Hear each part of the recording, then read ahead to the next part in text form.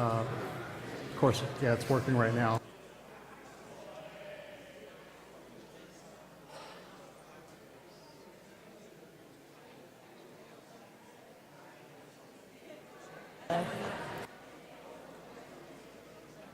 Over your ears. Look it over and down in your beard. I'll just Not in your sideburn. put it in my pocket if that's okay. Should I take it off the stage with you right now, or should I leave it? Yeah, you can take it off with But I should turn it off right now.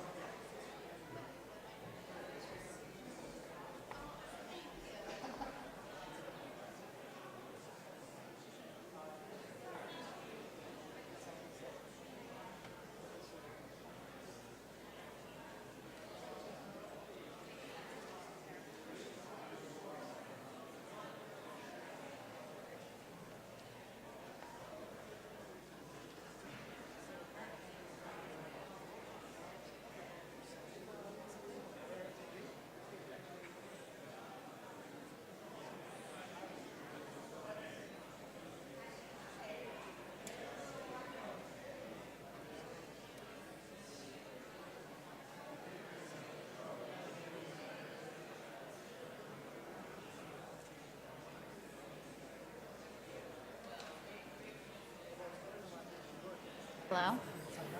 How do I know? Oh.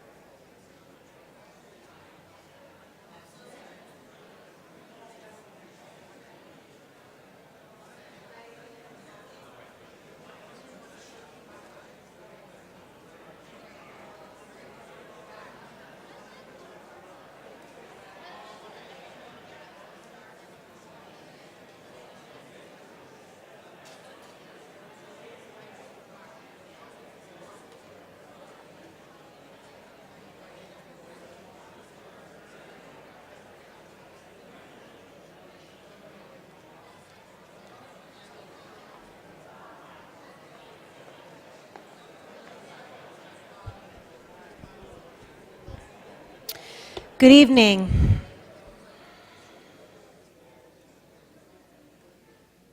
I want to invite you to take your seats. I want to welcome you to Addis, Israel. My name is Rabbi Lauren Holtzblatt, and Addis is thrilled to be hosting this conversation tonight, along with the Israel Policy Forum and the ADL, both because the panel is so fantastic, and also because the kind of conversations that the Israel Policy Forum is hosting these days are some of the most critical of our time. After a difficult election in Israel, and after what can sometimes feel like a growing divide between what is happening in American Jewry and in Israel, it's an incredibly important thing that we talk. Actually, talking is one of the ways that we form identity. We figure out where we are and how we can both add to the conversation and close that gap. So without further ado, I'm going to allow the program to begin, and thank you so much for being here.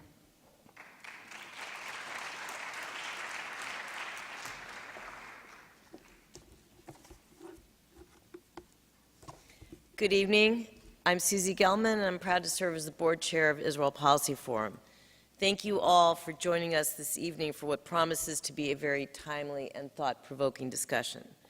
Thank you as well to Addis Israel, my shul for almost 40 years, and I want to particularly thank David Polonsky, without whom nothing happens at Addis Israel. We at Israel Policy Forum are thrilled to continue working with the ADL on this Across the Divide series, which began in New York. In fact, Rabbi Holtzblatt was there last Thursday, continues tonight in Washington, D.C., and will launch in Los Angeles next month, and we hope to take it to other cities as well. Thank you, ADL, for your partnership in this program, which has really been so meaningful. And I also want to thank the JCRC of Greater Washington, AJC Washington, and Gather DC for your co-sponsorship of tonight's program. Israel Policy Forum's mission is to build support among policymakers in Washington and leaders in the Jewish community for pragmatic efforts to advance the goal of a two-state solution to the Israeli-Palestinian conflict as the only way to preserve Israel's identity as a secure Jewish and democratic state. Today, this goal, it goes without saying, is being placed into question as never before. Indeed, in the wake of last week's election in Israel, many of us are concerned, deeply concerned, about the possibility of Israel's advancing plans to annex the West Bank, which would obviously end any prospects for the two-state solution. Meanwhile, the discourse about Israel and the Jewish community is steadily eroding and is increasingly characterized by a widening generational gap between younger and older American Jews and by a growing political rift between Democrats and Republicans. Tonight's program will provide an in-depth examination of these alarming trends, and we have an outstanding panel to delve into the topic at hand. The Across the Divide series is intended to be an open and honest exploration of the most difficult subjects that divide our community. We must be candid about the difficulty of the challenges if we are to attempt to overcome them. This series is also intended to expose all of us to viewpoints outside of our respective bubbles and to showcase a fierce yet constructive debate about the critical issues facing Israel, U.S.-Israel relations, and the ties between Israel and American Jews. Finally, this series is about identifying the work that lies ahead. It is intended as a starting point for all of us to be more informed about the challenges, to identify and pursue common goals, and to begin to work to cross these divides in a way that fosters a more open, honest, and constructive discourse about Israel. Thank you all for being here. I hope that you enjoyed tonight's program. And it's now my pleasure to hand it over to Jonathan Glecklin, the board chair of the ADL Washington, D.C. region, who will introduce tonight's panel.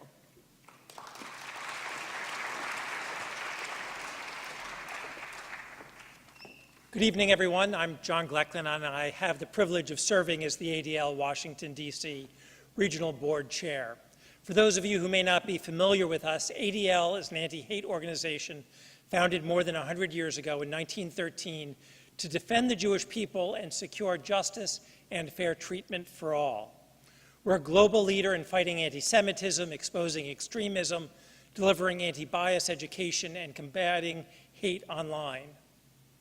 With a network of 25 offices around the country and one in Jerusalem, ADL is the first call when an anti-Semitic incident occurs. This mission drives our commitment to stand up for Israel. ADL advocates for security and the well-being of the State of Israel and actively supports a two-state solution to the Israeli-Palestinian conflict. We engage in a variety of efforts to counter the BDS movement and other international efforts that seek to delegitimize Israel. And we speak out and educate on issues relating to Israel's democracy, religious pluralism, and bigotry across Israeli society. There is diversity within the pro-Israel community, and as committed supporters of a strong relationship between the U.S. and Israel, we believe that sharing these different perspectives within our movement only strengthens it. For that reason, the ADL is honored to be partnering with the Israel Policy Forum for a series of panel conversations around the country to explore the divides between the U.S. Jewish community and Israel. This evening, we are excited to be partnering with Congregation Adas Israel, the JCRC of Greater Washington, and the American Jewish community to bring you a conversation examining these generational divides on Israel. For tonight's panel, we are privileged to have with us three individuals representing different voices from the upcoming generation of American Jewry. Daniella Greenbaum Davis is a writer focused on free speech, the culture wars, and America's role on the international stage. She's a weekly columnist for The Spectator, has written for a number of publications, including the Wall Street Journal, the New York Times, and the Washington Post. Daniela was formerly a political columnist at Business Insider, the assistant editor at Commentary Magazine, and a Bartley Fellow at the Wall Street Journal. Rabbi Jill Jacobs is the executive director of Teruah, the Rabbinic Call for Human Rights, which mobilizes a network of 2,000 rabbis and cantors and their communities to bring a rabbinic moral voice to human rights in North America, Israel, and the Palestinian territories. She is the author of numerous publications and articles, including Where Justice Dwells, a hands-on guide to doing social justice in your Jewish community, and There Shall Be No Needy, Pursuing Social Justice Through Jewish Law and Tradition. Jill was ordained at JTS, where she also received an MA in Talmud. Yair Rosenberg is a senior writer at Tablet Magazine, where he covers the intersection of politics, culture, and religion. His work has also appeared in The Times, The Washington Post, The Wall Street Journal, The Atlantic, and The Guardian. And his writings have received awards from the Religious Newswriters Association and the Harvard Center for Jewish Studies. Yair has covered everything from the misrepresentations of Orthodox Jews in the media, to Muslims and Jews in comic books, to political anti-Mormonism, and in his spare time, he creates bots that troll anti-Semites on Twitter, truly doing the Lord's work.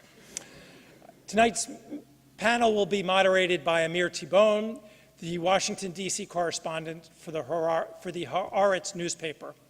An award-winning journalist, Amir covers the U.S.-Israel relationship, the Middle East peace process, and the American Jewish community. His reporting has appeared in a number of publications, including The Atlantic, Foreign Affairs, Politico, The New Yorker, and Tablet Magazine. Amir's first book, a biography of Palestinian President Mahmoud Abbas, was published in 2017. Tonight's conversation will be a fascinating one, and I look forward to hearing the unique perspectives and insights of our panelists. And with that, Amir, the floor is yours.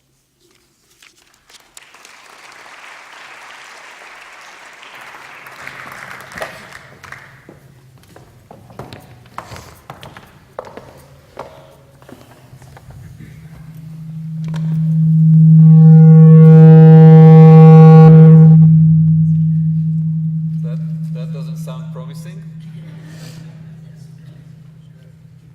Are we over it? Okay. I will try to speak without the microphone for now. Can everyone hear me? No. Okay. How did you know to answer his question? I think your mic is on. Well,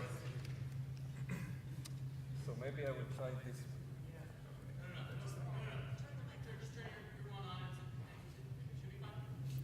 Okay. Can you hear me now? Yes. All right. And the noise seems to be under control, right? All right. So, Erev Tov, good evening. Welcome. Thank you for coming here this evening. It's such a beautiful day outside.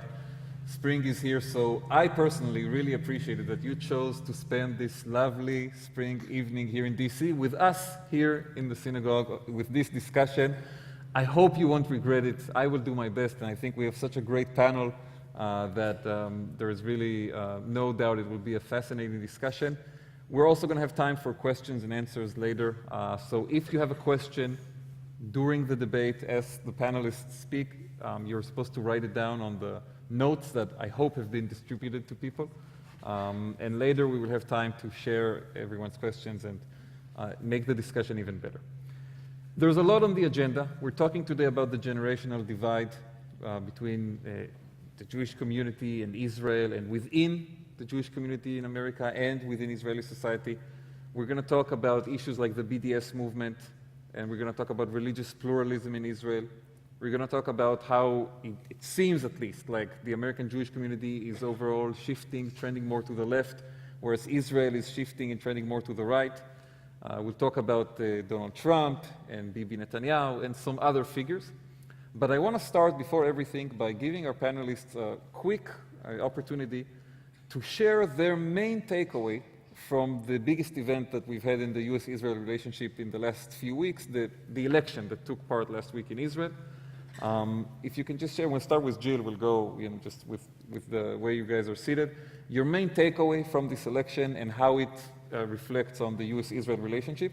And of course, everyone here in the panel are friends and people that I respect, but I might be a little rude and cut you off if you talk too long. So let's start with a short takeaway from the Israeli election. Thanks, Amir. Well, first of all, the election results were disappointing for those of us who are committed to a two-state solution and hopefully an ultimate peace solution, as Susie has already said. And I think it's really forcing a decision point. So first of all, it was definitely a wake-up call for the Israeli left, and we've seen a number of people who are leaders in the Israeli left respond to that over the last couple of weeks. And it's also a wake-up call for the American Jewish community because it's forcing us into a decision point. Most of our communal organizations have, at least on paper, a two-state position. And the question is, what will we do if Netanyahu goes ahead and decides to annex the settlement blocks, Area C, the whole West Bank, whatever he decides to do, and if Trump then approves that, and if U.S. policy of the last several decades shifts to allow that. And it will force our organizations, I hope, into a position of actually standing our ground and saying what we actually stand for and fighting hard against any kind of shift in U.S. policy and partnering with Israelis, with the Israeli left, and pushing hard there as well.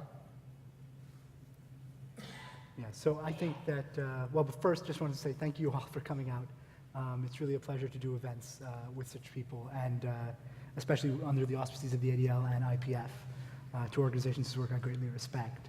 And two organizations whose work is very important in light of what we saw in the Israeli elections.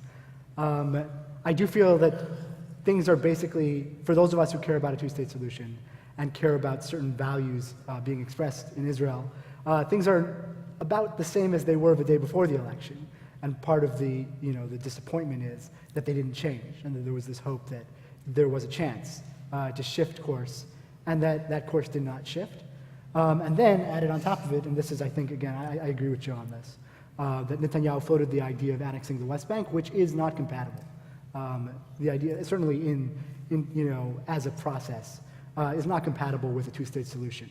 And just the very willingness of him to entertain it shows that he wasn't serious about negotiating a two-state solution. So even if he is to walk that back or to not actually do it, which is not a given, you learn something, I think, if you didn't already know, which is that Netanyahu is not willing to spend the political capital even if he was actually interested in a two-state solution.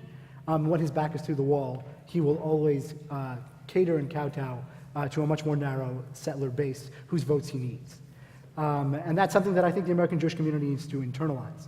That doesn't mean that one leader's policies is not the state of Israel. Israel is far too important to be reduced to one leader or to Benjamin Netanyahu and his particular policies. But therefore it means that we need to start articulating a vision for Israel that's different, and talking to our elected officials and suggesting that they start formulating that policy. And so I think, that if you call it a decision point, you call it an awakening. To me, that also was the main takeaway. My takeaway was a personal one, in the sense that though I always had certain problems with Netanyahu, I was a big believer and a big fan. And for me, when he brought in Jewish power, that was a line that was like, okay, the critics were right. Bibi Netanyahu's biggest priority is staying in power, not making sure the state of Israel is safe and living up to Jewish values. And so the second part of that is that wasn't a line, apparently, for voters in Israel. And I think that says something really important, because sitting here in the safety of this room, it's easy to talk about what issues we think are breaking points and what lines once crossed can never come back from. And for me, as someone living in this country, what he did with the Jewish Power Party was certainly one of those lines. And I would not have voted for him had I been in Israel. But I think it's understandable that those lines, wherever they're drawn, are drawn in different places for American Jews and for people actually living in Israel, facing the threats that they do and grappling with the issues that they grapple with. And so I think for me, the biggest takeaway is just a real reminder that we're in very different positions, American Jews living in this country, people who care about the two-state solution, people who care about Israel upholding Jewish values, and Israeli voters who might also care about the two-state solution and might also care about upholding Jewish values, but also have a whole nother thing added to that pot, which is that they live in a country that faces threats and that they're present for them. They are there. And so when they vote, there's a different calculation than when we vote. I might not agree with where that calculation ended up in this particular election, but I recognize that they're doing a different calculation. All right, well, thanks for these three quick takeaways, indeed. And when we talk about the relationship between Israel and American Jewry, and I can tell you as a reporter who's been here in Washington for 2 years covering it, there is a sense of a perpetual crisis. We hear all the time that the relationship is worsening. Some people will say it's never been so bad. The prospects have never been more dire. Do you agree with this characterization that the relationship as it is today, 2019, between the State of Israel and the American Jewish community is really so bad? Or maybe we in the media, and I speak for myself now, not for my colleagues from the media on the panel, but maybe we are exaggerating and taking it too far? You want to do the same order or switch it Let's up? start with Daniela and move Okay. this way. Sure. I do think there's a divide, and I think it's a divide that's grown. But I also think some of that's natural, right? If you look at my parents' generation, Israel was still this new thing, and it was still so incredible and amazing and lucky and fortunate in this crazy occurrence in history that we had it. And so there was a lot less room for criticism and for distance, because everyone was just so wrapped up in the novelty of the moment, and the excitement of the moment, and the safety of the moment. But people who grew up in my generation was never questioned, right? I grew up in a world in which the fact that Israel existed and was a Jewish state was totally taken for granted, was totally something I never questioned, was just the reality. And I think when things are just the reality and you don't have to expend all this energy being just grateful and surprised and excited and it's new, there's much more room for intellectual debate, criticism, personal offense, reasons to be confused, reasons to be advocating for something different. And so I do think it's worse than it was definitely a generation ago. I don't know if it's, oh my God, panic, we're at this breaking point. I think something that I struggle with a lot is, as an American Jew who cares deeply about Israel alone and who cares deeply about the Israeli-American relationship, to what extent am I allowed to have an opinion about internal Israeli affairs? And I think that's something that people have kind of grown more, they're thinking about less. And so I see so many people posting on Facebook, posting on Twitter, all of these things, and about Israel voted for Netanyahu again, I can't associate with the state of Israel. America elected Donald Trump. I still love my country. I'm still a patriot. I'm still proud to be an American. I didn't vote for the guy. I'm not happy he's in office. Doesn't mean I hate America. And I think there's a real gap and a real divide where American Jews are starting to feel all this pressure. Maybe it's internal, maybe it's external, where something goes on in Israel that they don't like, and suddenly it's distance from Israel itself, as opposed to distance from the Israeli government, distance from a specific Israeli policy. And I see that as really unfortunate and really problematic. When people ask me, how do I start following Israeli politics? How do I start following U.S.-Israel stuff? So I usually say to them, here are a few publications, maybe from different political parts of the spectrum. Here's Haaretz, here's the Times of Israel, here's J-Post. They all write in English. Go to their front pages, look at what the stories are, look at what the crises are, and then ignore them for maybe 3 weeks, and come back and see if anything has changed. And inevitably, you discover that almost nothing has changed. And this is a really valuable exercise for actually intelligently grappling with the U.S.-Israel relationship or with Israeli politics, which is that they are in a perpetual state of crisis, and that doesn't mean things don't get marginally better or marginally worse, but it's rarely nearly as intense as you would be led to believe if you read all of this breathless stuff. And if you know the history of the U.S.-Israel relationship, for example, you know that it faced vastly greater pressures than anything it faced under Obama and Netanyahu, right? But this was something that a lot of media outlets simply did not know, because most people don't know that history, and reporters report on the present, and they're not necessarily historians. And so I agree with Daniela that there are certain pressures that are being brought to bear on the American Jewish community, some from within, some from without, and those are things that we should all talk about and navigate. But I also think that sometimes, like Amir says, and my profession is certainly guilty of this, and I include myself, right? We can be very presentist, and we can feel like anything that's happening now is totally new, and it's never been faced before. And that actually is very unhealthy, because in fact we have great resources to draw upon in our history. I did my senior thesis in college on the relationship between Albert Einstein and this sort of proto-modern Orthodox rabbi named Chaim Chernowitz. And one chapter was their discussions and debates about Zionism, because Chernowitz was a religious particularist Zionist and a rabbi, and Einstein was a cultural Zionist and a reluctant national Zionist who didn't really think there needed to be a Jewish state and an army, but he came around to that position when he felt there was no prospects for a binational state. The two of them debated all of this stuff all the time, and they remained friends. Chernowitz tried to get the president of Hebrew University kicked out of his position because the president of Hebrew University at the time was a binationalist and didn't support Jewish immigration to Palestine.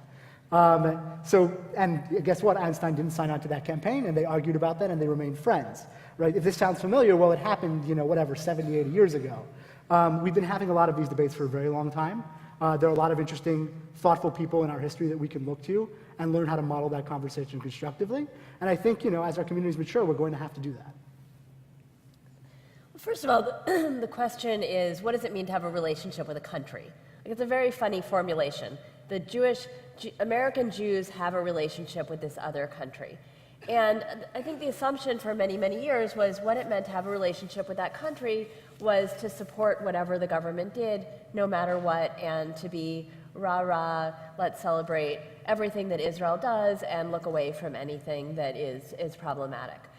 And the situation we're in now is more of an actual relationship where we know more and we're talking about what our actual values are. There was a poll that came out, I think around the midterms here, around October or November, in which the poll said that 92% of American Jews consider themselves generally pro-Israel and 59% are critical of the current government. Okay, so a reporter called me and said, what do you make of this? Isn't it surprising? And I said, most American Jews are American patriots, and a vast majority are pretty critical of this administration. This is not surprising or even, it's interesting, but it shouldn't be surprising at all. And I would say that the fact that so many American Jews are engaging in being critical of Israel means that we actually have more of a relationship, because if you don't have a relationship, then you just don't care and you don't say anything. I want to push back against something that Daniela said a couple of times, a suggestion that those of us who live here in the US shouldn't have opinions about what goes on in Israel because we don't live there, we don't send our kids to the army, right? The way that this usually goes is, how dare you sit in your comfortable living room in DC, New York, wherever you are, and tell Israelis what to do.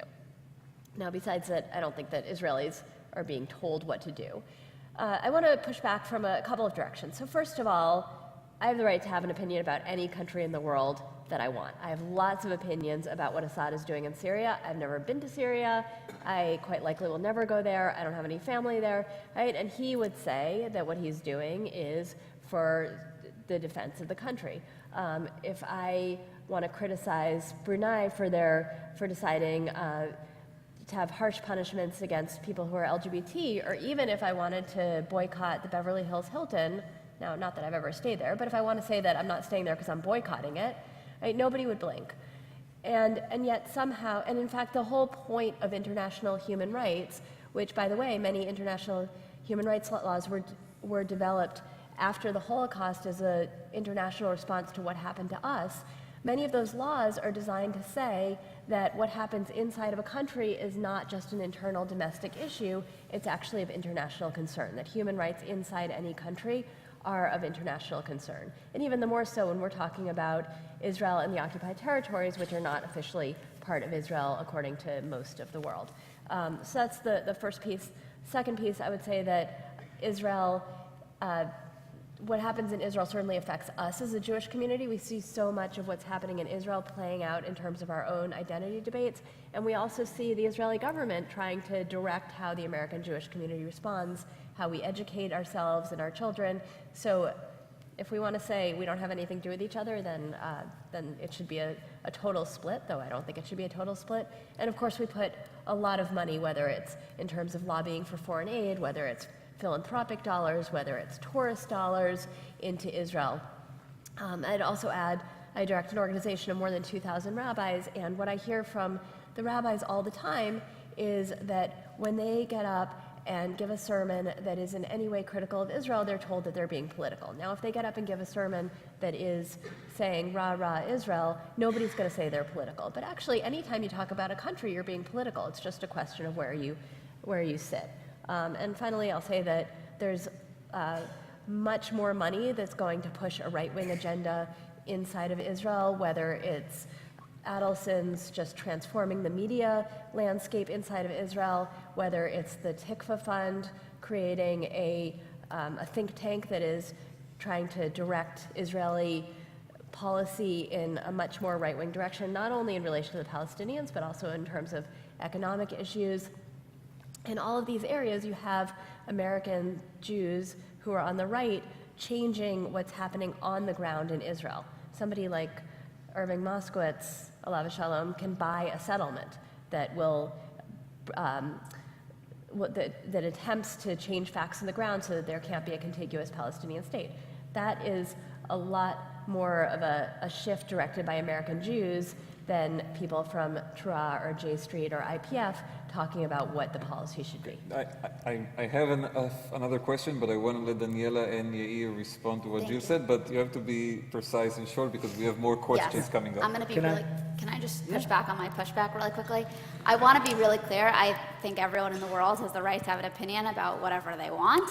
And I certainly have my own opinions about what's going on in Brunei and Syria and a lot of other countries in the world.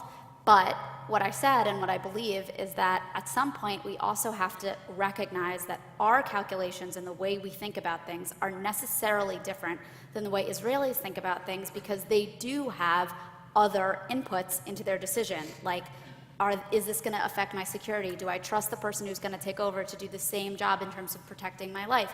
Is this going to affect where my sons get drafted into the army and what they're going to be doing?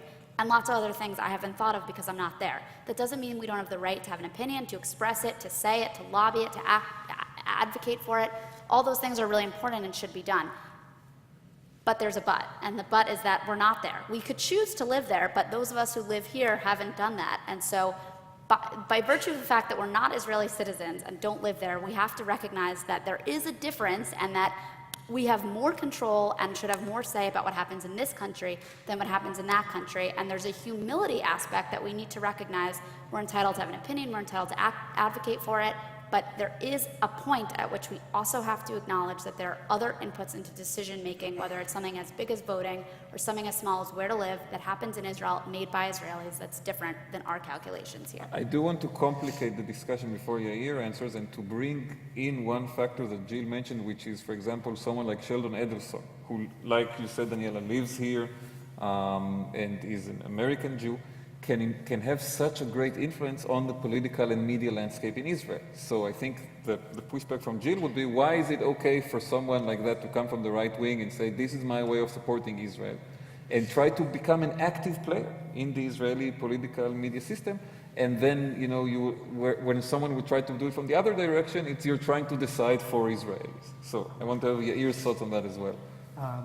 So I would like to say two things in both directions, from America to Israel and Israel to America. Jumping off exactly what Amir said, less a criticism of someone like Sheldon Adelson. Those who are familiar with my writing know that I have many criticisms with the sort of political worldview that someone like a Sheldon Adelson espouses. But give credit where credit is due. Many years ago, he looked at an Israeli landscape, political and social, that didn't look like a country that he identified as much with, and he put his money where his mouth was, and he invested in think tanks and in newspapers and in various other things on the ground in order to change Israel to be more in line with the vision that he saw. And meanwhile, I think a lot of American Jews who had different opinions sort of ceded the playing field and have continued in various ways to cede the playing field to people with those strong visions, often with more right-wing views. Now, I think there are interesting structural reasons for that. I think American Jews, for good reason, who are more on the left and more progressive, tend to be more universalist, which means they're more likely to give to a universalist cause, say something for gun rights or climate change, right? That will help various political movements here in particular, before they look inward to something that's particularly Jewish, whereas conservatives tend to be more particularist and more likely to give to a place like Israel. But the net outcome of that was that you ceded the Israel cause to certain people you might not have agreed with, and now you sort of see the results. And that, you know, that's actually something that I think we have to take into account, those of us who disagree with Netanyahu's policies and things like that, that, you know, there is a role for us to play, and it's still there if we're willing to assume it. And then in the other direction, it is fair for Israelis to say, like Daniela says, that there are different inputs that they have. And it's not the same as saying you don't have a right to an opinion because you don't live here. It's more like saying that, like, you know, by definition of where you're situated. You know, if a postmodern critic was looking at someone who reads a book, depending on where you read the book, right, you'll read the book differently, right? So just simply by where you are, you're going to see reality differently. And that's going to change how you see the world. And that's a fair critique to make of American Jews, right, who might go pretty far out there in saying what Israel should do, right, for example, on the peace process. But at the same time, especially under the recent Netanyahu government, Netanyahu and other parties in his coalition have been very, very willing to do exactly that to American Jews, and to show up in the wake of tragedy, say at Pittsburgh, and to dictate on television and on Twitter what exactly should the response be, and what exactly, how we should interpret these particular events. So you had someone like Naftali Bennett, who is not in the next Knesset, which is a good thing. Good news. Yeah, which is a good thing.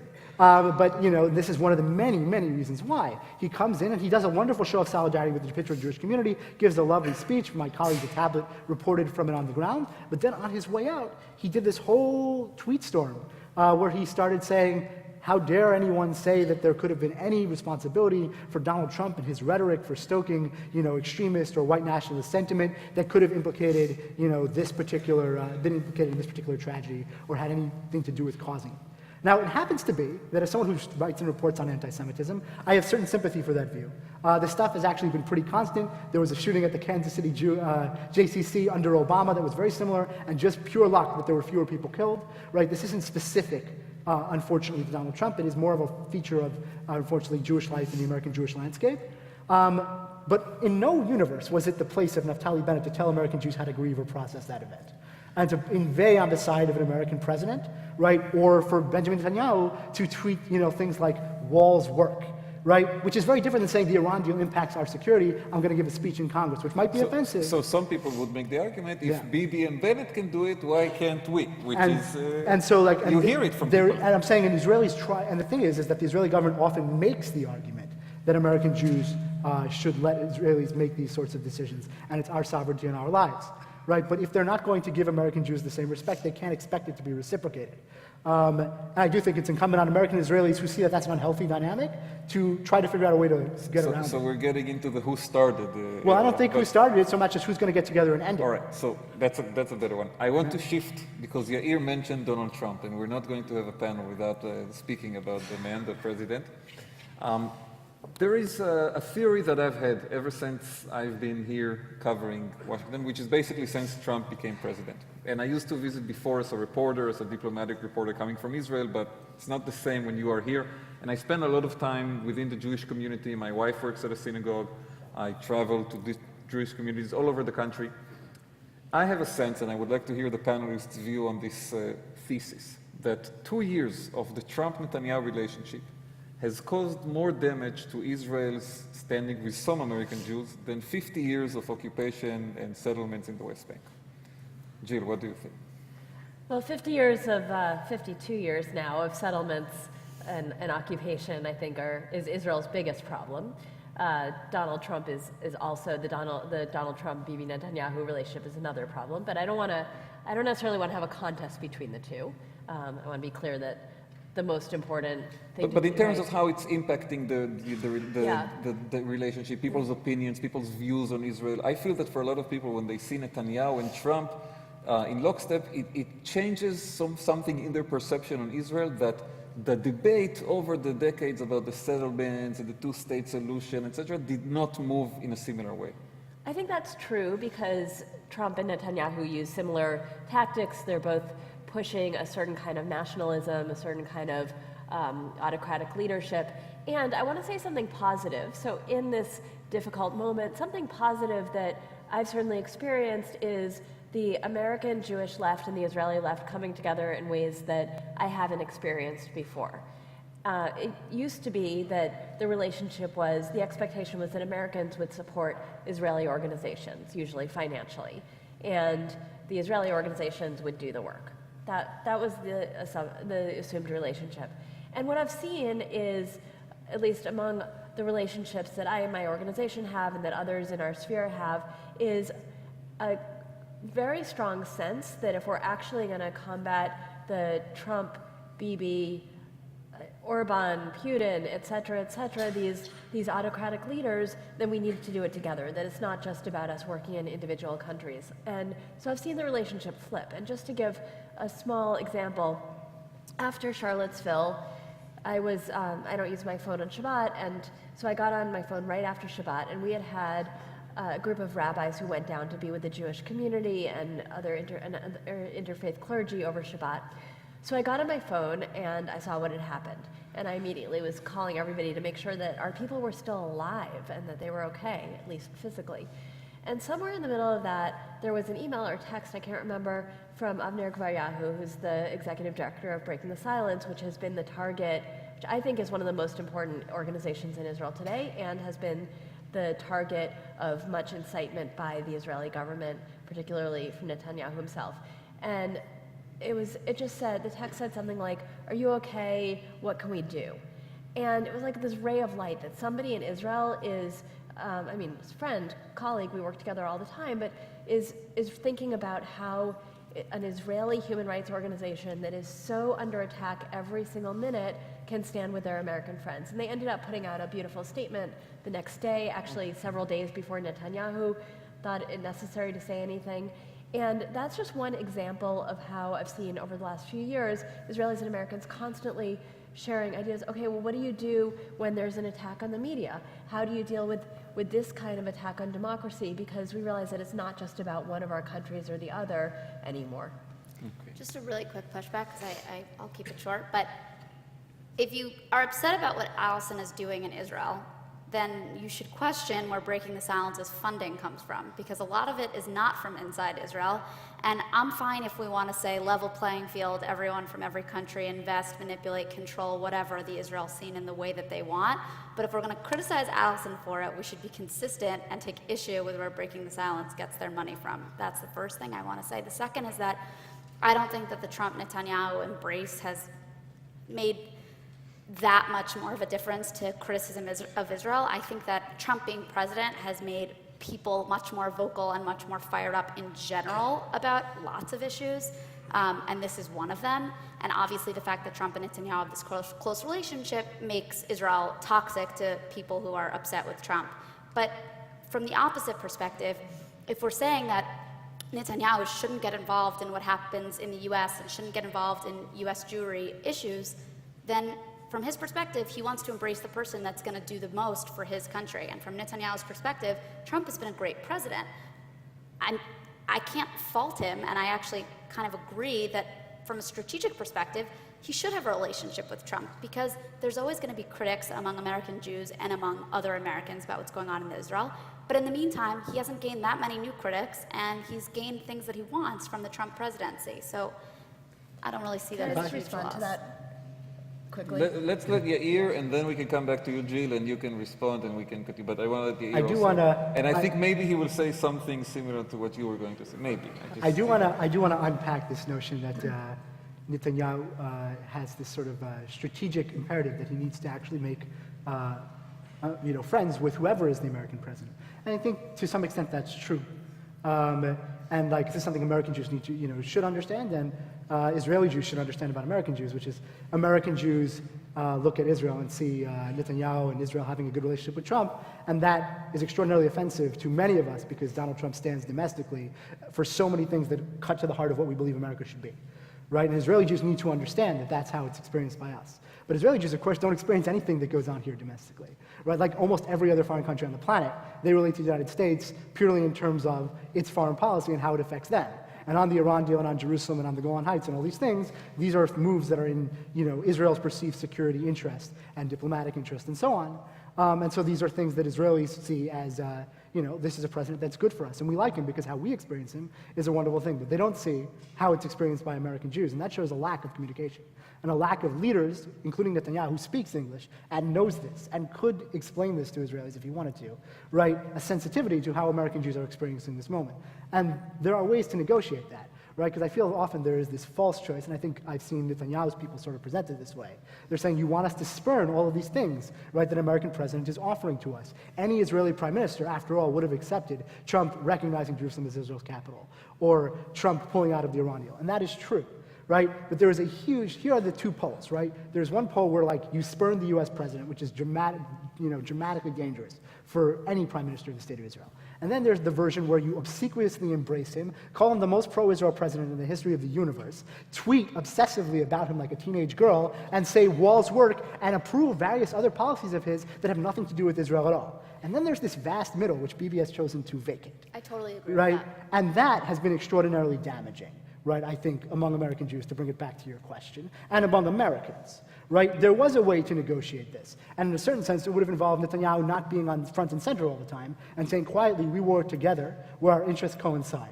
Right? But also recognizing the sensitivities, right, of the political sensitivities of this relationship and the way it plays domestically in a very partisan American environment, not just for Jews, but among Democrats and Republicans. A smart statesman would have said, I will try to keep Israel out of the headlines and not with Trump every 2 seconds in the headlines. Because that's an association that means that by definition, a lot of people who voted against Trump, which happens to be millions of more people than voted for him, will have negative associations with Israel.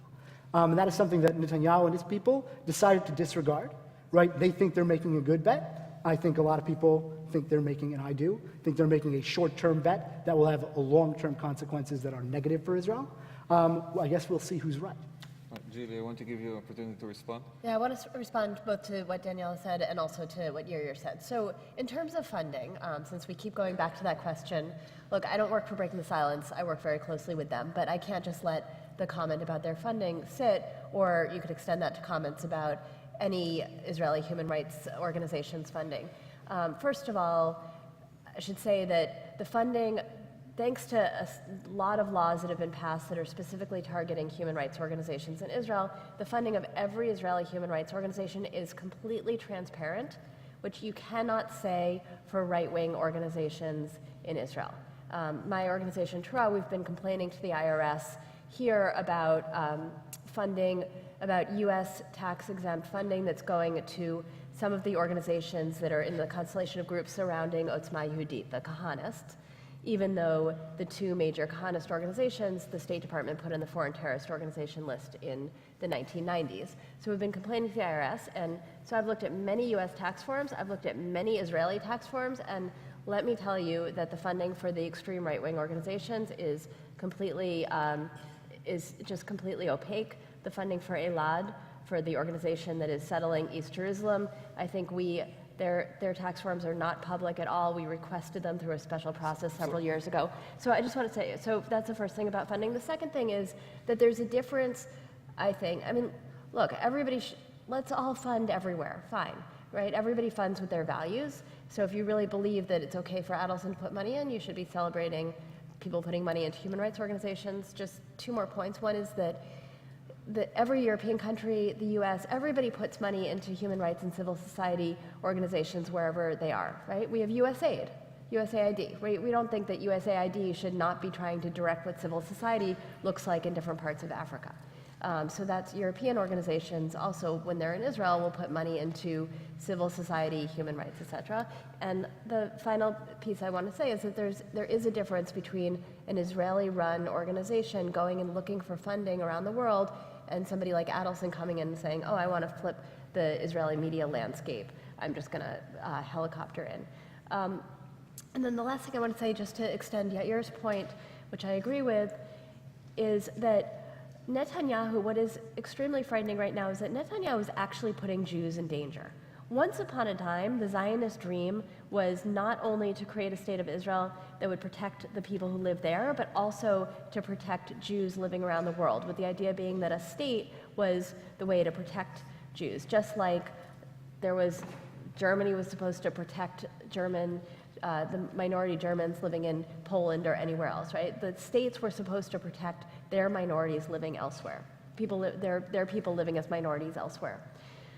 And Netanyahu has completely abandoned that. So when you have the Brazilian Jewish community, take another example, that is not with Bolsonaro, telling him not to go and stand side by side with Bolsonaro, and he completely ignores it because Bolsonaro is his kind of leader, just like Orban, right? Also against the wishes of the Hungarian Jewish community, same standing with Trump, which just emboldens the white nationalists, and which, as we've unfortunately and tragically seen, puts Jews in the US, just like in Hungary and in Brazil, in danger, and Netanyahu has completely forgotten that part of the Zionist dream. Okay. So I do want to say that this is a debate that is also happening within Israel about the alliances with the right-wing leaders, nationalists around the world, where you will have voices who say it's a problem for Israel to align with leaders like Bolsonaro, like Orban, because of the history and sometimes present-day anti-Semitism. And the counter-argument will be, listen, it's about foreign policy and national security interests of the state of Israel that the government has to put above the interest of a local Jewish community here and there. And I think that also relates to the discussion we had about Netanyahu and Trump, although with Netanyahu and Trump it's on a much broader scale because the American Jewish community is much bigger and because the US-Israel relationship is much more important than Israel's relationship with Poland, Hungary, or Brazil. But we've been having, even this week with Bolsonaro, we've been having the same discussion in Israel because he made this very stupid statement, about forgiving the Holocaust, and then we saw on the one hand President Rivlin, who, from my personal point of view, is kind of like the responsible adult of Israel, come and say, this is unacceptable. The leader of a foreign country cannot forgive the crimes of the Holocaust on behalf of the Jews. And we saw Yad Vashem, which is the most respected Holocaust remembrance institution, come and denounce Bolsonaro. But we did not hear from the Prime Minister, and actually the Israeli ambassador to Brazil, who is a political appointment of Netanyahu, came in defense of Bolsonaro. And we saw this clash between the two approaches that the three of you were talking about. And this is going to be an ongoing debate in Israel. I want to ask one question about the issue of, and this is something that I'm sure many people here in the crowd are concerned about, the notion that young American Jews are distancing from Israel, don't care for Israel anymore, are becoming hostile to Israel sometimes. How much of that is a reality? How much is a myth? And also, and I know we don't have a lot of time, so you'll have to be short and precise, if it is a problem, what can we do about it? And we'll start with Daniela and move back to Jill. So just to agree with Rabbi Jacobs about one thing, I do agree that there's a very big difference between not caring and being critical. And so I do agree with you that there are a lot of young American Jews who are becoming increasingly critical of Israel, but I would argue that that doesn't mean they don't care about it, they just have a different approach to that care. I do think it's a shame, but I think what's informing that problem, that issue, that reality, is that a lot of progressive values are not necessarily in line with what we're seeing in Israel today if you're looking very zoomed in to the Israeli-Palestinian conflict. Mati Friedman wrote a piece in the New York Times, I don't know if it was 6 weeks ago or 2 months ago, I have a terrible sense of time, but he wrote a great piece in the New York Times that basically argued that the reason there's such a difference in the way Israelis look at what's going on in Israel and Americans look at what's going on in Israel is that Americans are looking very, very zoomed into the Israeli-Palestinian conflict. And so yes, of course, Israel is far superior militarily, strength, security, everything. And there's a lot of things to be critical of and be concerned about for the Palestinians, and it's very easy to understand why progressive values are in many ways in conflict with what we see. And for Israelis, they're seeing a much broader, much less zoomed-in picture. They're seeing Israel in the context of all of its neighbors and all of the involvement all those neighbors have in what's going on right in Israel or right on its borders. And that changes the conversation. Then progressive values are really not so much in conflict with what's going on. And so I think a really big part of this conversation is how can we make sure that we're looking at the same picture, right? If I have a gun to Yair's head and that's all you see, it's not going to look very good for me. But if you didn't see before that Yair came at me with 3 guns, maybe we're looking at a totally different picture.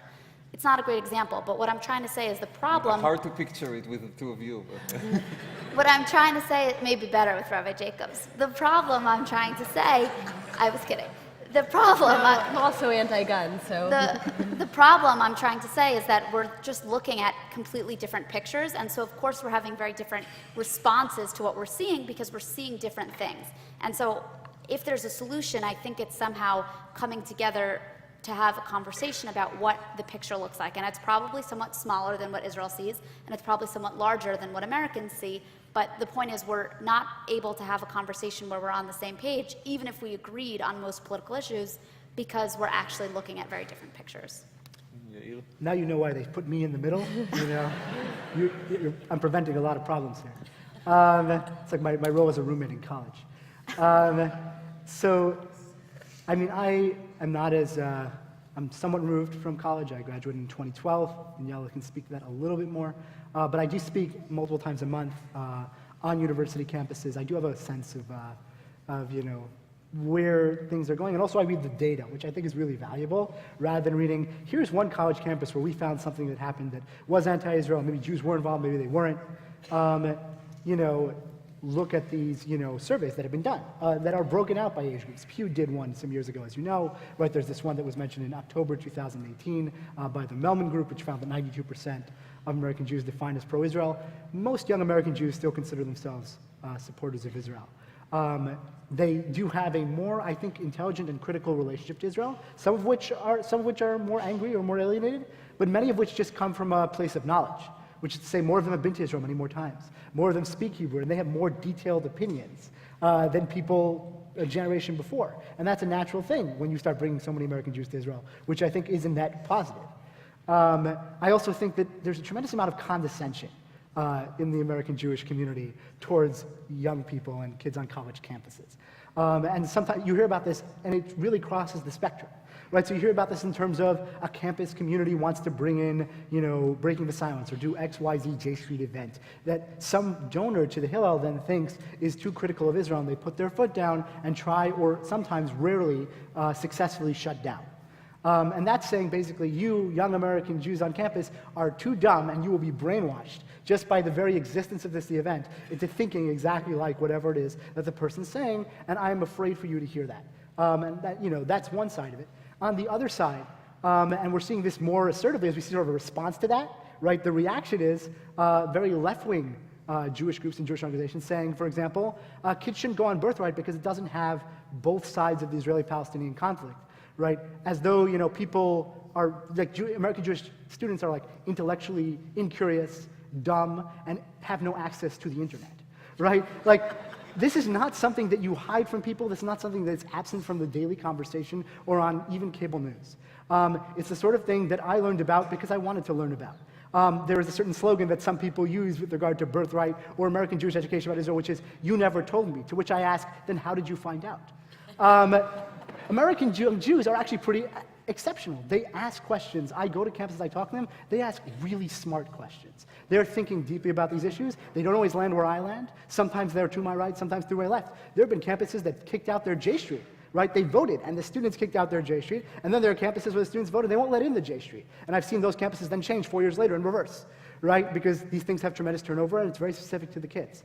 I'd highly recommend, if you're interested in seeing the vibrancy of thought on these issues and the complexity that goes into it, see if you can find the statement made by the Harvard Hillel student president on Israel Apartheid Week, when the student government opted to give a small amount of funding to support some speakers on Israel Apartheid Week, not endorse it, just provide some funding. That hurt, obviously, a lot of students at Harvard Hillel, right? But they wanted to put out a constructive statement to sort of say where we stand and why this is difficult for us, right? And create a space where people can have constructive dialogue about Israel. And I encourage you to go read that statement and really tell me that these kids need to be shepherded around and told what kinds of trips of Israel to go on or what kind of events they can do, instead of letting them make their own decisions.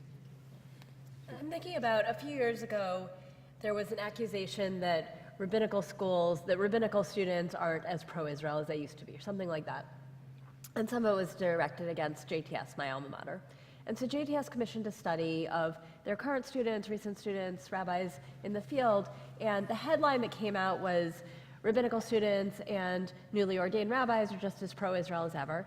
And what was interesting, though, and that was true, but when you dug into the data, what was interesting is, similar to what Yair was saying, the rabbinical students and the rabbis who were a few years out self-rated themselves as having higher Hebrew skills, as having spent more time in Israel, as having more Israeli friends, people they talk to in Israel all the time, than the rabbis who were out in the field, many of whom hadn't been for years or decades even.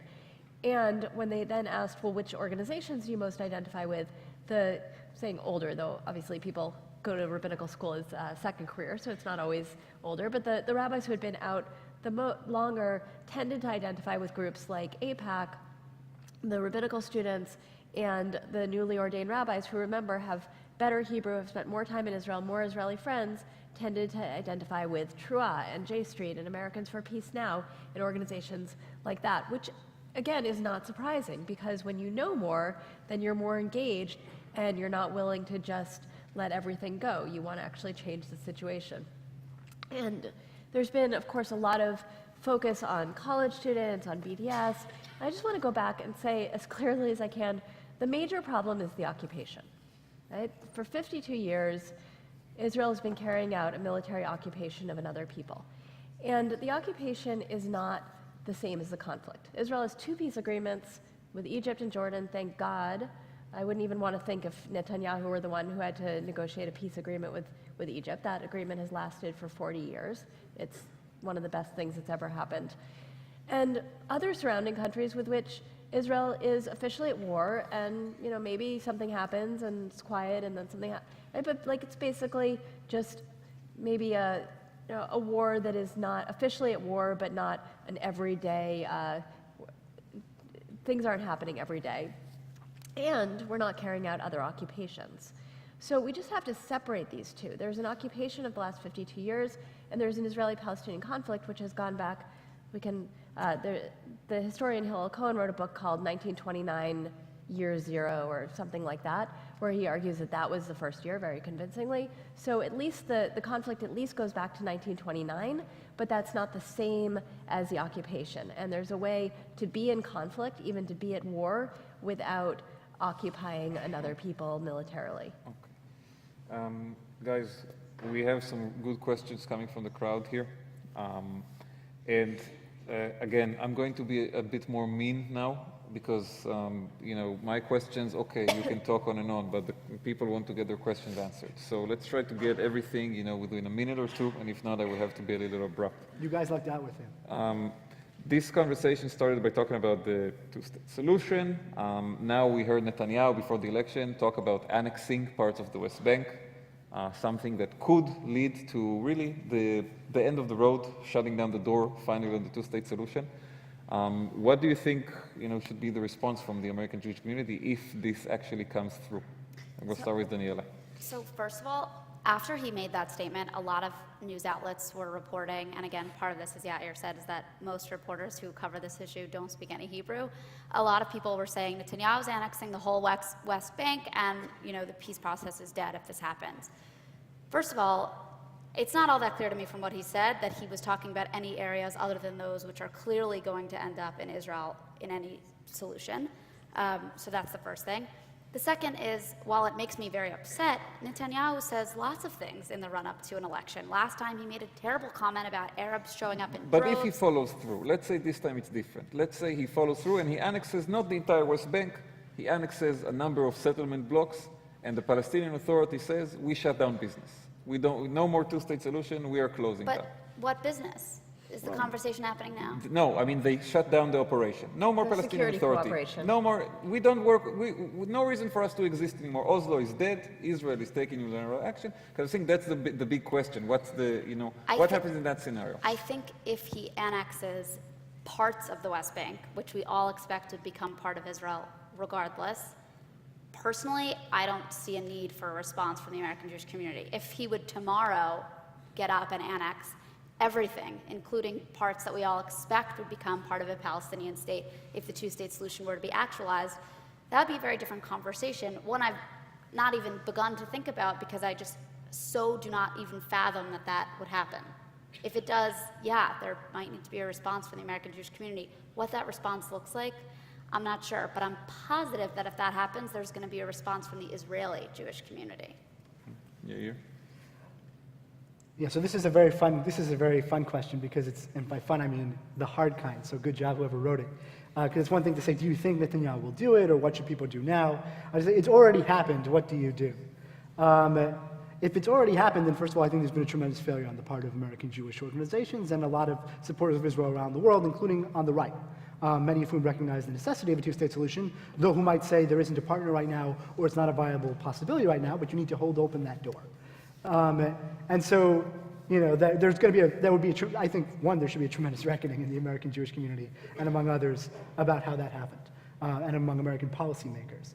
But if that happens, then, that's going to change, I think that has to change American Jewish posture towards what is a good outcome for the state of Israel. If a two-state solution is no longer on the table, right, then there are other options, right, for what would be something that could preserve a state with Jewish character that might not anymore be a Jewish state in the same way it is now, and a state that's democratic, right? Because I don't think something that most of the American Jewish community is willing to countenance for a long period of time is a Jewish state that isn't democratic. But there are options on the table that are starting to be floated and that policymakers are starting to think about, such as a confederation. You can look this up. The Dahlia Scheidlin and Dov Waxman, pollster and academic, have started talking about this and writing some more extensive papers. Bernard Abishai wrote a piece in the New York Review of Books about what a confederation might actually look like on the ground. The idea is two countries that are on parts of the same territory with overlapping sovereignty, but say, for example, the Palestinian citizens of Israel, right, many of them would vote for the Palestinian government, and the Jewish citizens who are living in Palestinian sovereign land will vote for the Israeli government. Thus, they each have control to a certain extent of their own destiny, though there are other things they'll have to coordinate. That's one. The other is a more straightforward one democratic state, which I think is much less realistic. And I think that American Jews have to start thinking about those options, and American policymakers, Jewish or not, need to start creating game plans for saying, okay, if the two-state solution is off the table, what's the next best outcome? And what does that look like, and how do we support actors who will actually bring that about? For example, I don't think, as much as, say, the BDS movement, who we haven't talked about. It's coming up. Yeah, I don't think they're a constructive actor in this conversation. Okay, we can have that conversation. We'll get to that. Yeah. Okay. First of all, as I started off saying, any Jewish organization that has a two-state position on the books has to fight hard against any annexation, both in terms of pushing to not change U.S. policy. You don't accept Daniela's statement about the difference between annexing Oh, no, Ma'ale I'm gonna- Adumim and Gush I'm Etzion, getting there. or I'm annexing... getting there. I'm getting there. Okay. Because and- that is an important distinction. Well, okay, so I'm getting there. Okay. So first of all, we just have to fight really hard and with Israeli partners and strengthen our Israeli partners. The second is there is legally no difference between Efrat and some far-flung settlement, even what Israel would consider an illegal settlement according to Israeli law. There's not, right? There's not a difference between Efrat and Yitzhar or Chabat or any of these places. There's just not legally. They're all legal according to international law. And there's no consent. People in the American Jewish community talk about consensus settlements, but there's no consensus until two parties consent. Hopefully, if we didn't know by now, we learned that from the Me Too movement.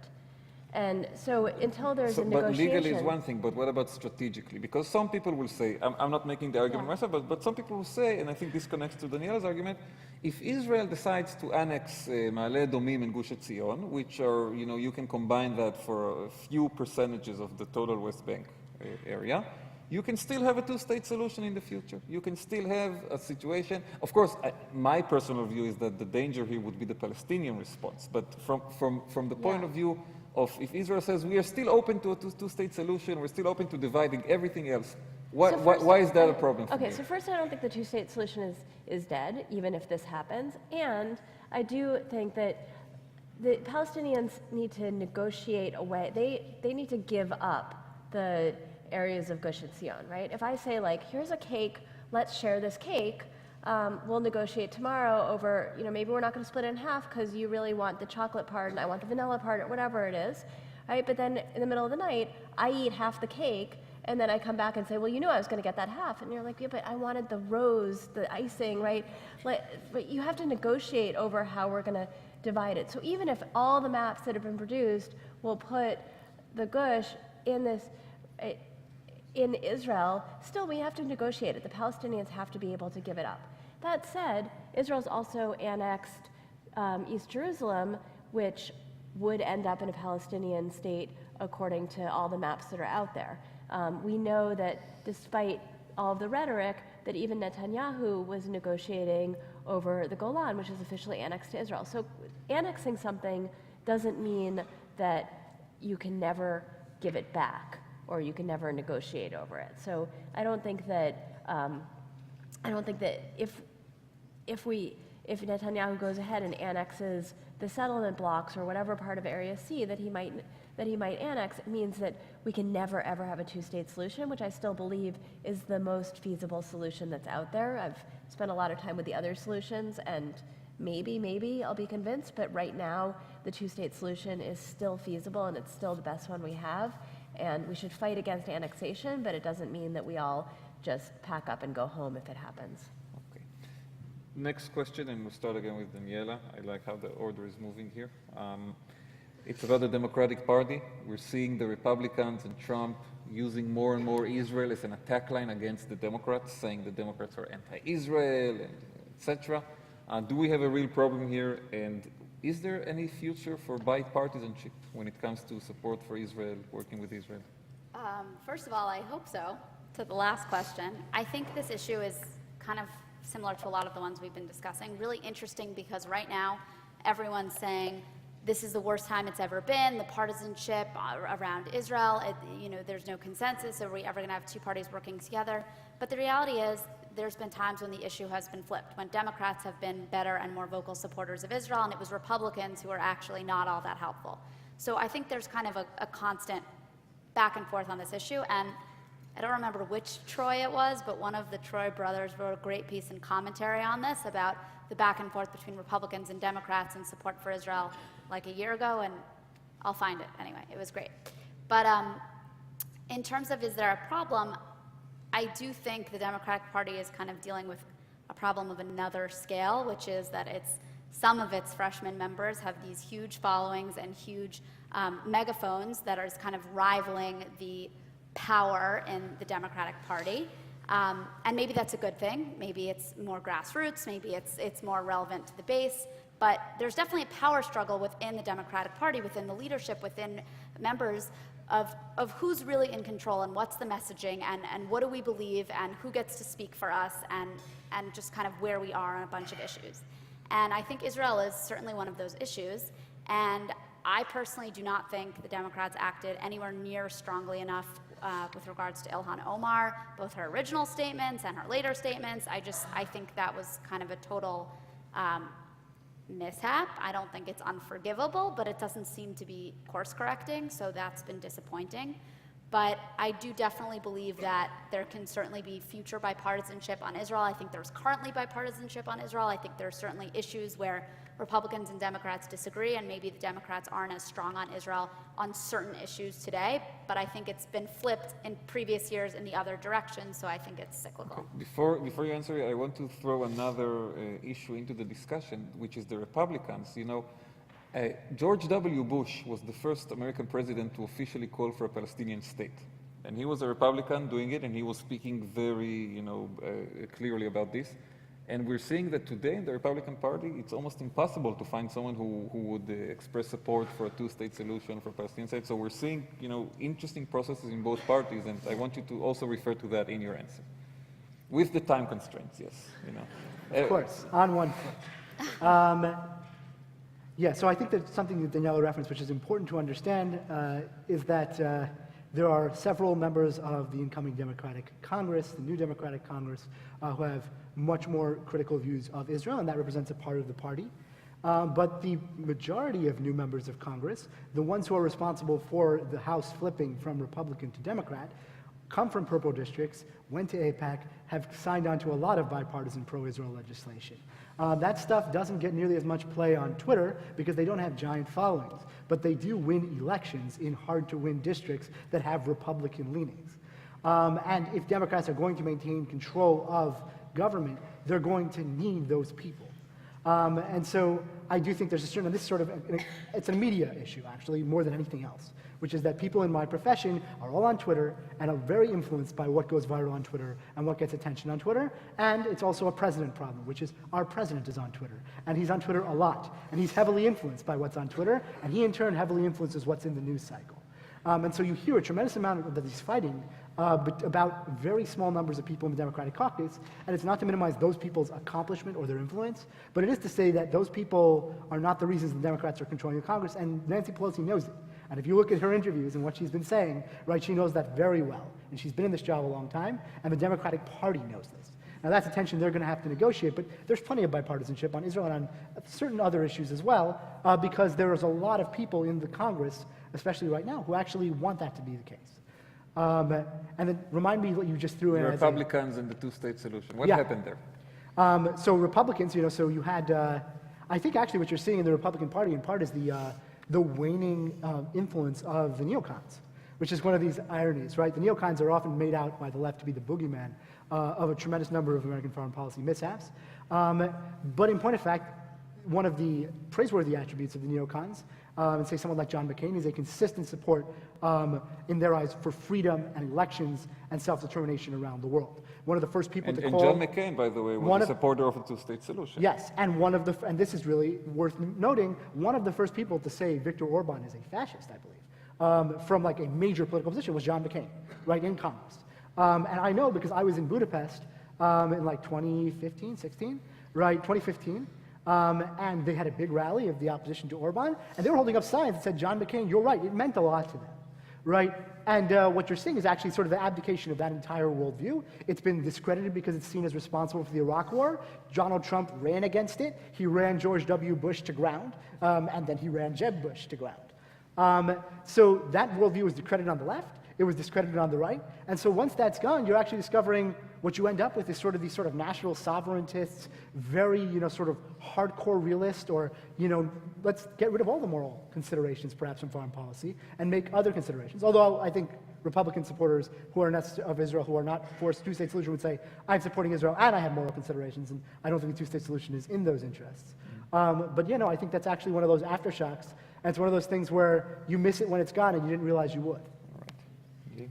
I don't think there's any danger of Democrats abandoning Israel. And yes, there are a few freshman congresspeople who are pushing from the left, but that, as Yair said, doesn't represent the whole Democratic Party. And I want to say about Ilhan Omar in particular, because we've spent like weeks, months, I don't even know, talking about her. She said a couple of things that definitely had anti-Semitic resonances. Now, did she know it? Did she not know it? I don't know. I can't get inside her head. But I will say that on the one hand, yes, we should call that out. On the other hand, the response to her, and most recently the president's tweet about her, is not, it's not irrelevant that she is the first woman in Congress to wear a hijab, that she is a Somali refugee, fairly young woman, et cetera, and we see that the response to her is so much different than the response to, let's say, Kevin McCarthy, who also tweeted out an anti-Semitic comment, or what was the other one who tweeted to Nadler? Now I can't remember anymore. So we don't see that we'll see a couple of responses here and there, but we don't see that level of response. It's often tinged with Islamophobia and misogyny. Do you think the issues you mentioned could also play the other way around, where some people will come to her defense because the fact that she is the first woman to wear a hijab in Congress, etc., and maybe are saying, let's turn an eye away from this? Yeah, I mean, politically, people pick teams. So unfortunately, the team has been either she's terrible or she didn't say anything that possibly could be anti-Semitic. And we have to be able to say, yeah, we're going to criticize her words, but that doesn't mean that she should be getting death threats right now, or calling her un-American. And in terms of the Republicans, what I'm really worried about is the weaponization of anti-Semitism. So we've seen that, just as one example, S1, the very first bill that was introduced in this session while the government was closed, which I don't have to tell people in DC what it was like while the government was closed and how hard that was for people just trying to get by here. The very first bill that gets introduced in the Senate is not to open the government, but instead to indemnify states that pass anti-BDS legislation. So now, first of all, there's a suggestion from the Republicans that BDS, which, by the way, these bills don't help Israel at all, but this bill that would essentially both indemnify and also encourage states to pass these laws is more important than opening the government, which should have been the very first priority of the Senate, and that also fighting BDS is more important than holding up the American right to free speech. And now you're also forcing the Democrats into a position because, well, if you vote against the bill, then you're going to be called an anti-Semite, but if you vote for the bill, then you're suggesting everything that I said before. And so the Republicans are using those bills very strategically as a way of forcing the Democrats into an untenable position. Daniela, you want to say something quick? Yeah, I just wanted to push back on one thing, but it's evaporated from me. Something about Ilhan Omar? Yes, thank you. Okay. The one thing a short bit these days, by the way. I'll keep it short. The thing I wanted to say is that while I personally do not think that what she said was just a dog whistle and that she didn't know what she was doing, people think that, and that's a fine opinion to have. However, on the left, dog whistles about any other minority are treated as this humongous crime that we have to call out and shame and acknowledge and rush to the support of that minority. And if we're going to treat every other minority that a tiny dog whistle deserves that, then with someone like Omar, who, again, I don't believe was just a dog whistle, but said something that maybe some people view as just a dog whistle, don't the Jews deserve the same rush of support, and doesn't she deserve the same rush of condemnation? I think the answer is yes. You got 30 seconds, because I have another question. I'm going to rough ride over your 30 seconds, but I'd say two things. One, I think actually that's a fair point to make. I think that suggests that perhaps we have a very unforgiving public sphere and dynamic, and I think that people deserve room to grow and to change, and we don't do that very often, and perhaps we should be recalibrating things, and people should look at this situation and say if they felt that the reaction was overdone. Perhaps it's overdone in other situations too. But I want to make one point about Ilhan Omar, which I haven't seen made, and I think is extremely important. Something that happened the same week that she made, I think, the third comment that got her into trouble, which was about feeling pressured, people feeling pressure to, have allegiance to a foreign country. Which is that happened, and in the same exact week, the Washington Post ran a headline saying Saudi Arabia to be condemned for the first time at the UN Human Rights Council.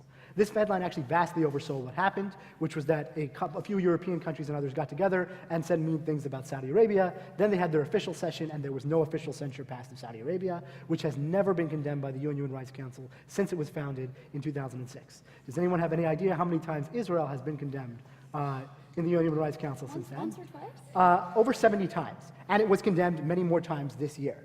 So what's going on there? Does Israel not, there's a reason why this is relevant to Omar. What's going on there? Does Israel not deserve criticism in international bodies for things it does? I would argue it does deserve criticism.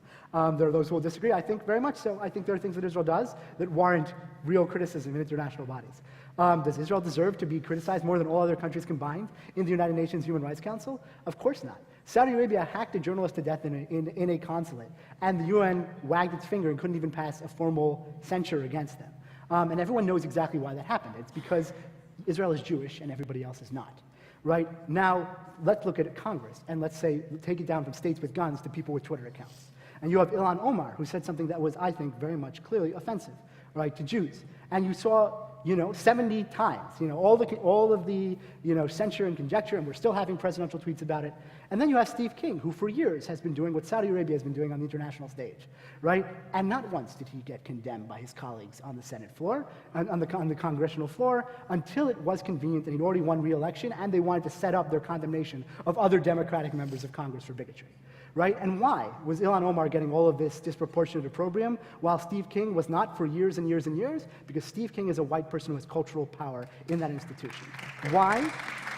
Why is Israel being condemned over and over and over again while nobody else is condemned in the same way? Because Israel is the Ilhan Omar of the United Nations. Now, the amazing thing is the people who are defending Ilhan Omar can't see that, and the people who are defending Israel can't see that about Ilhan Omar. And it would be nice if we could reorient our conversation around principles instead of partisanship, and we might be able to make things better. Okay, Yair, that was impressive, I have to say. Not 30 seconds, but hopefully worth saying. Okay. We have a question here about BDS. The question is addressed specifically to Jill, and it asks about BDS among progressives, and also, are you concerned about your organization somehow contributing to it? And I want to add a question from me to all the panelists. What is the Israeli government? How do you think Israel is handling the threat of BDS? Is our government doing more to hurt the BDS movement or help the BDS movement when you look at the overall picture? So you want to start? Your government? Israeli government, yes, yes. I spoke in as an Israeli here. So you start, and we move. And again, guys, I really have to ask you to be precise and brief. Well, first of all, I have no love for the BDS movement. I don't support the BDS movement. My organization doesn't support the BDS movement. I do think that I don't think, just to be clear, boycotts in and of themselves are not, boycotts are a tactic. They're a neutral tactic. Like I said, lots of people are boycotting the Beverly Hills Hilton right now, right? People are boycotting, Jews boycotted lettuce, and some people are participating in boycott of Wendy's because they won't join what's called the Fair Food Agreement, which is a campaign that my organization is working on to agree to buy from companies that don't engage in trafficking. Right? So boycotts are neutral. You decide when to use them, and the question is it the right tactic for the right time? So I don't think that a boycott of a country is necessarily problematic. I think that the BDS movement is not clear about its goals in terms of what the end game is, whether it's, mostly it seems like one democratic state, question of what happens to Israel, does anybody care? Certainly they harbor a lot of anti-Semites inside of it, and a lot of the rhetoric crosses the line into anti-Semitism. If you want my whole spelling this out, I have a Washington Post article from the end of May last year, almost a year ago. You can go and Google it. You should read it. So I won't go into that since I have 30 seconds. It was a long article. And again, the problem is not BDS. The problem is the occupation. And if we ended the occupation, the BDS movement would disappear. There'd be a few people for sure who still wanted to boycott Israel, but in terms of like your average college student, 20-something, who's just looking to get involved in whatever the political issue of the moment is, if there weren't an occupation, if we didn't have images of Israeli soldiers in Palestinian homes arresting, killing Palestinian children, there wouldn't be, the BDS movement would have no air left in it. And can you imagine if we took all of the money that the American Jewish community, let alone the Israeli community spent, the Israeli government spends in trying to fight BDS, and put it into actually trying to move toward a solution that would be better for the future of both Israelis and Palestinians, that would allow both people to live in security with their human rights protected. Yeah, like imagine that. Wait, one more thing. But very quick, because we have to move Last thing to... is, on your question about is the Israeli government helping or hurting the BDS movement? For sure they're helping it.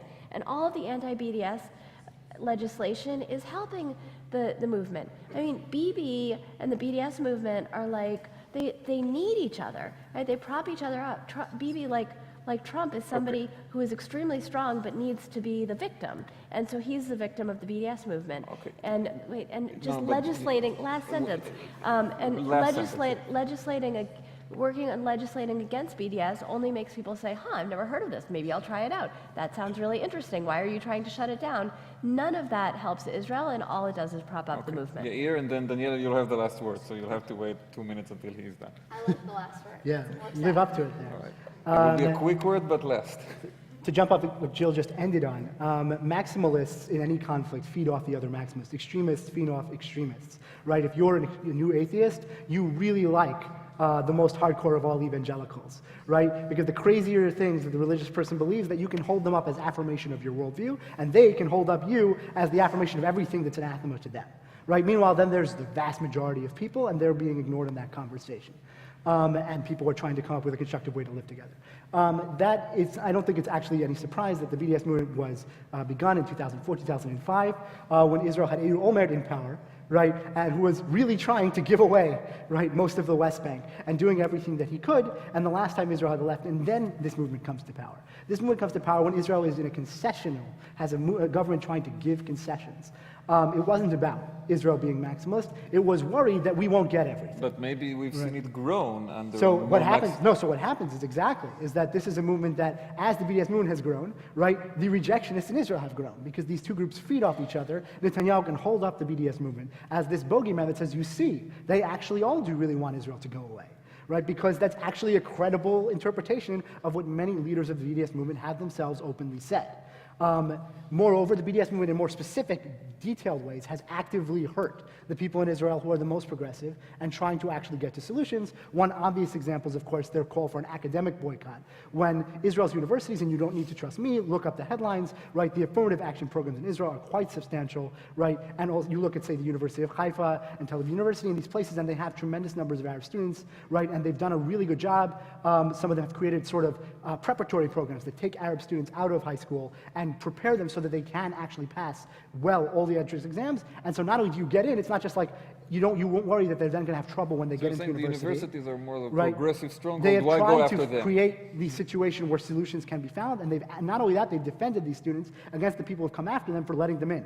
Because as some may know, one of the most racist lawmakers in Israel's parliament, a man named Bezalel Smotrich, actually attacked these universities and said they're taking away basically places from qualified Jewish students, right? He said that in parliament, right? And, then Arab students came out and said, here's what I actually got on my, psychometry or my SATs and all of that. So, they stood up to that. Omar Barghouti, right, the co-founder of the BDS movement, did doctoral work at Tel Aviv University. Thousands of people signed a petition asking him to kick him out. The university president said no, right? So these are the people who stood up for freedom of expression. They stood up for Palestinian students. They stood up for coexistence and creating a better future. And the BDS movement responds by trying to destroy them, right? These are people actively, I think, working to hurt the people who are trying to fix things.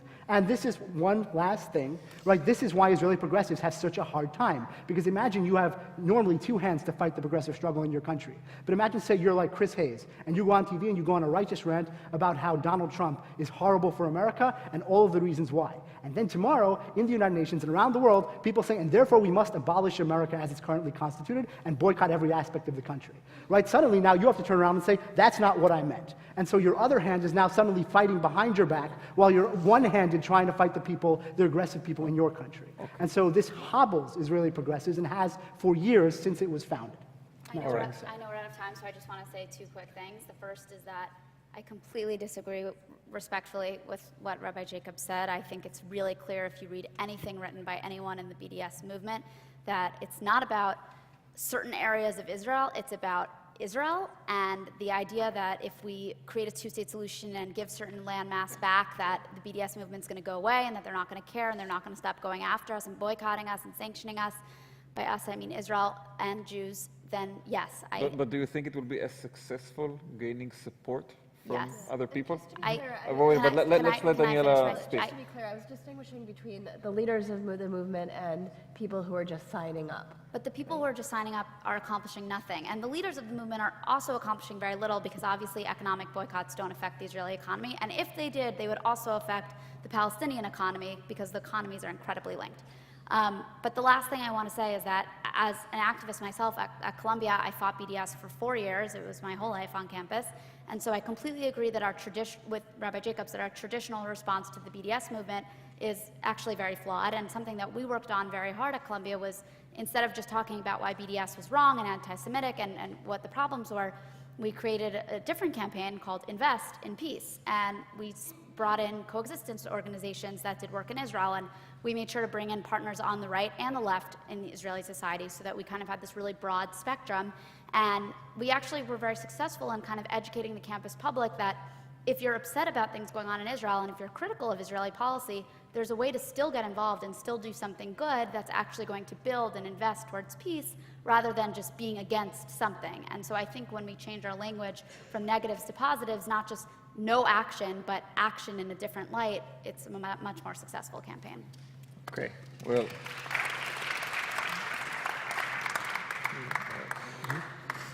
I'm going to help us close. Is that turned on? Can you hear me? Thank you all for coming this evening. My name is Doron Ezekson. I'm the Washington director of the Anti-Defamation League. I want to note personally the wonder of watching an Israeli moderate a debate of Americans. The relationship truly is changing, hopefully for the best. And it was a wonderful job, and thank you again to our panelists. It's this important conversation was a very timely reminder that much work remains to be done in the protection and strengthening of the relationships both between Israel, the U.S., and among us, an American Jewry, and Israeli Jews. And I want to express again my appreciation to Daniela, Yair, Jill, and Amir for sharing their insights and observations and humor and tolerance through their discussion and exploring the values that do unite our united movement in support of Israel, as well as the divisive changes that impact our community. I'm going to be brief in thanking again our partners, IPF, ADAS, our other partners. Thank you to all the staff that made this evening happen. For those young professionals in the audience, you're welcome to join us for a special post-event reception and conversation in K Hall. And we will continue the conversation about the generational divide. And thank you for participating, each of you. We all have a role to play, and we hope you will stay engaged in this important debate. Thank you very much. I just want to say, can we just get a round of applause for Amir, who just did a phenomenal job? I've done this many times, and I feel like an idiot. Yeah. He is so good. And like in your second language, it's